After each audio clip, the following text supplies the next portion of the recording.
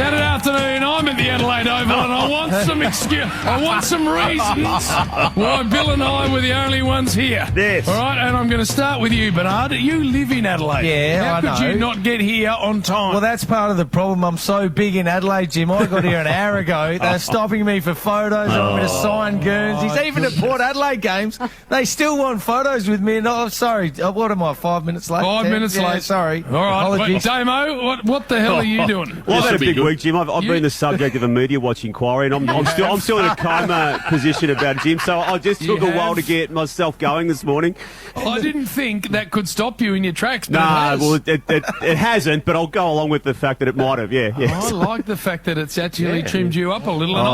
Well, I was told yesterday in the preparation for today, because we've got a little three-stater going, that four-stater. It might only be a three-stater because my male is Duck. Was 50-50 at best to get to the line. I can't see the Sydney screen. We haven't heard him yet. Duck. Hello? Well, yeah. There he is. I'm here. I tell you what you got to remember is I'm from Wagga Wagga, right? And up here in Sydney, it's very easy to get lost. And I just got lost in a little suburb called Bondi last night. I had a little bit of a tickle, JB.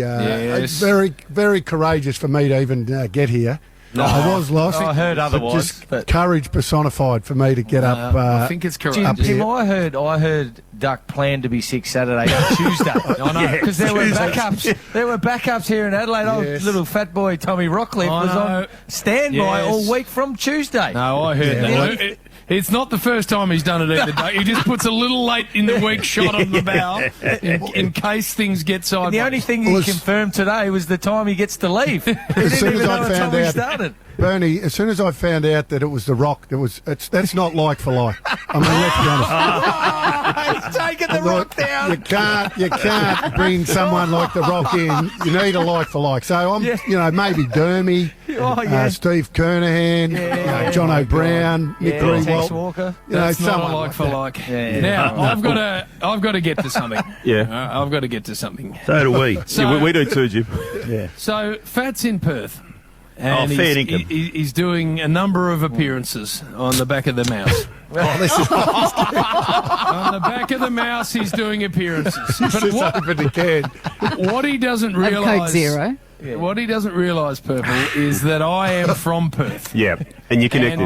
And that's one of my cities. So you can't go anywhere in Perth without me finding out about it. Right. So I get a photo sent of old Fool's Head holding up the bar at one of the 7 or 8 joints he went to. The Rambler. with his great big fat guts bursting out of a Geelong football jumper. Why is he wearing that? His triple XL Gazman, as Todd from Bowen Heads called it, over his shoulder.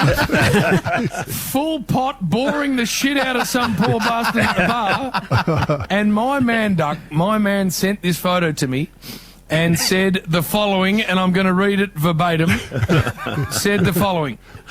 Lady bid $1,000 for his jumper and a kiss. Yeah. Got the kiss from Bill. Lady went to the ATM to get the money and never returned. Never saw her again. Now, Fat. No. Well, this is going up, Will, yes? Instagram, this photo will be on Instagram. You can check it out at Triple M Footy. What sort of excuse, where's the camera, have you got for this? Over here. No, that's all true, Jim. Actually, guilty, Your Honour. We're at the Rambler with Willie Schofield and also Xavier Ellis. And, mate, good night had by all. We do a little auction at the end of the night to help the restaurant get some money in. Really? And you. Help the restaurant. Well, and I've got a fund set up, of course. The Brownless Fund that looks after me kids. Anyway, so what is funny, when you've had a couple, you put on the jumper and it sells for more because you come screaming out with the jumper on. So stretches. Yeah. And the other thing is I can't get it off. So anyway, I put it on. Xavier Ellis did a great job. Knocked down for $1,000, Jim. You're spot on there. The lady comes up. I give her a kiss and we get a photo and she goes, I haven't got any money. I've got to go to the ATM. And So an hour later, she hasn't returned with the money. So I'm still in the jumper, of course. oh my God. But anyway, she turned up. She turned up after about 2 hours and everything was fine. So she's got the jumper. I got my shirt back. I tell you who was there last night. Cash? Cash. No, it all goes through the system. She What do they never call paid.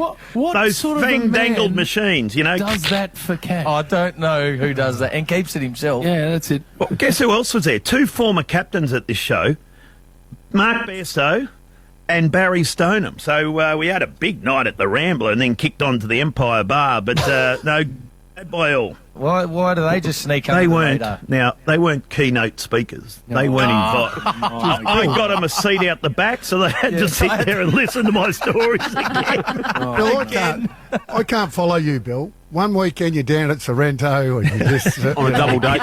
just double Yes, dating. Double date. How'd that go?